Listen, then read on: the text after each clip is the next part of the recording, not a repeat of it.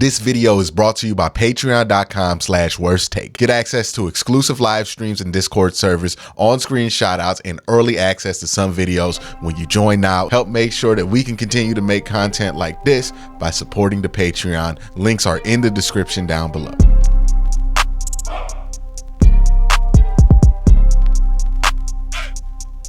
All right, let's time for another position review video. Today, we're going to be looking at the Cleveland Browns linebackers. I think a lot of interesting things have been said about this linebacker room. I think a lot of people are concerned about it. I kind of have a contrasting opinion to those who are concerned about it. Not that I think like this room's super talented and they got like the best talents in the world. I just think that from what they're asking from their linebackers to do, they don't really need out of this world linebacker play. And I think if that's where your expectation is at for them, then I think that they'll be able to be all right. And you'll be fine with what they have in there. But let's look at what they have in the room, starting from top to bottom, highest ranked player to lowest. Well, just highest ranked player and then the rest. So Sione Takitaki and JOK were the only people like ranked. JOK, Sione Takitaki, Anthony Walker, who got hurt early in the year, had a pretty good grade until he got hurt. Jacob Phillips, Tony Fields II, Jordan Kuzniak, Mahmoud Diabite, and Charlie Thomas. Again, remember Mahmoud had that 5th round equivalent undrafted free agent offer. It's not necessarily a guarantee he makes the team, but he does have a strong chance to make it. They clearly saw enough in him to go above and beyond the norm there.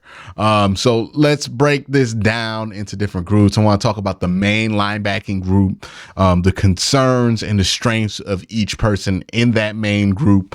We're going to start with JOK, who's been kind of polarizing, more so than I thought. You know, even amongst people that I regularly talk football with, Jake Burns is somebody who was a little bit concerned about JOK. There are the obvious reasons to be concerned about him, right? He's not the biggest linebacker in the world. He hasn't been the healthiest linebacker in the world. Some people, Jake's big concern with him is that JOK is a little bit figured out, that the way he can beat these blocks, guys have just adjusted to, and his size limits him so much that he can't necessarily make an adjustment to those adjustments. Now, if he does, he'll be fine, but if he doesn't, he'll obviously kind of be stuck. Some of the other things that people who aren't worried about JOK, people in my camp with JOK, have said to kind of rebut these things. One, the size thing, I don't think the size is what led to the health issues for him. I think just the situation in total is what led to the health issues. If he were 20 pounds heavier and an inch taller, he would have the same issues. And I think that was because of the defensive line play was so poor last year outside of Myles Garrett, especially at defensive tackle. You basically had guards and centers just getting free run to him. And it was kind of a disaster there. He had off the field issues, not necessarily he was getting in trouble, but you know, he had some tragedy with a family member as well. On top of all of that, all the recipes for having a down year and not being able to focus right, were there. You know, he had a rough one. And I think that it's okay that athletes go through that. We shouldn't just throw them out because they had a rough one. So, you know, that's just what he had going on there. I think one of the things that's going to benefit him is that he's going to be a little bit more free to roam and do what he does best and play off his instincts in the Jim Schwartz style defense. I also think that him being in coverage a little bit more often is going to be something that's going to be very helpful to him, because even in a down year last year, he was still a really, really good coverage linebacker. So I think he has those things going for himself. Let's move on to Sione Takitaki.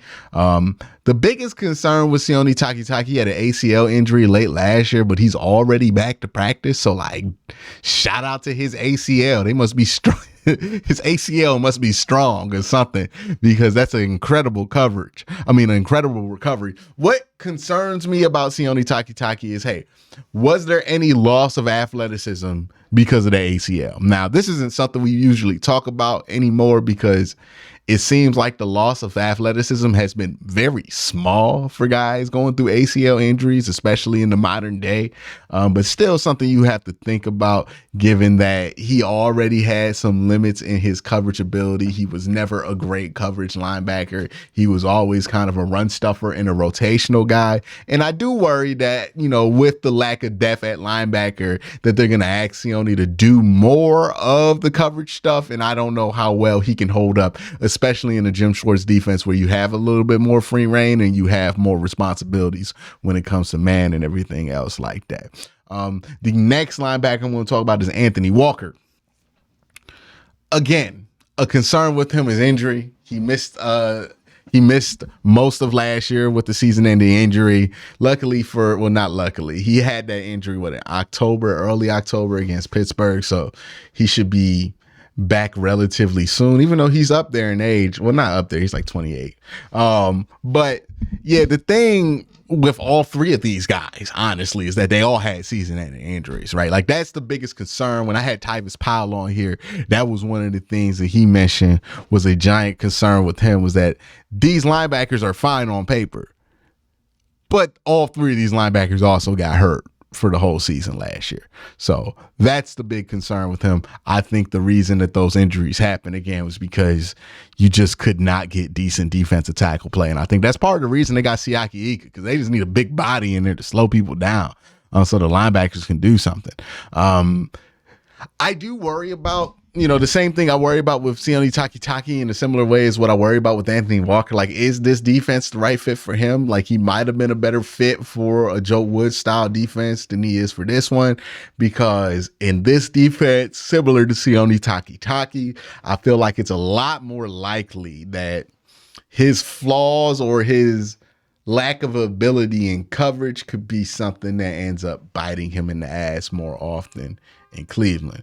Let's talk about the backups here. We got Jacob Phillips, who, look, he stunk when he played Mike linebacker, but I think it's important to remember that that's just one position he played.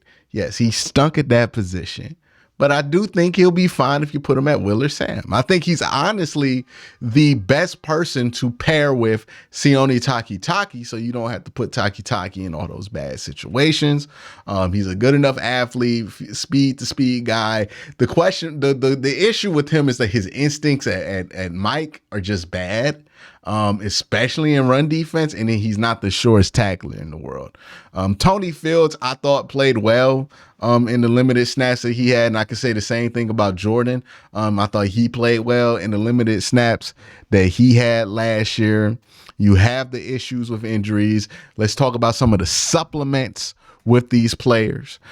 So the Browns are going to probably plan to supplement their linebacking group with Grant Delpit, Ronnie McLeod, and I think they're going to put a little bit of Double O in there and have Double O kind of stand up and be a linebacker and blitz from there. I've seen Zadarius Smith do it. I don't know if we're going to be so bold but to do it, but I've seen him do it before and stand up and blitz. Hell, I've seen Myles Garrett do it. All of these guys are going to be helpful for these linebackers. Obviously, Dalvin Tomlinson and just getting a bigger body in Siaki Ika is going to be something that's going to be helpful for them as well. This linebacking room needs to be free to actually play linebacker this year, right? I think that's one of the main things that people are worried about, right? Is if this linebacker room is going to be free to actually play linebacker this year. And I think they're going to be in a position to do so. Edge is going to be majorly upgraded from last year. Defensive tackle, look, you added the one body into the room, you added some size to the room, so at least you'll have that.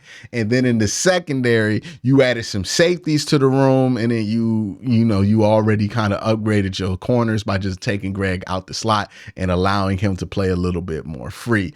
And I think having those guys at those spots are going to allow these linebackers to play a little bit freer, to be able to not dominate or anything, but be able to do their job and play into the roles that they need to, so that the star players can star out. And maybe even JOK, he could be somebody who's really helpful as a blitzer and in pass coverage as well. So I think that, The supplements are up there. The depth, if I had to put the depth on a ranking for me, I got the spare tire, the donut, the fixed flat.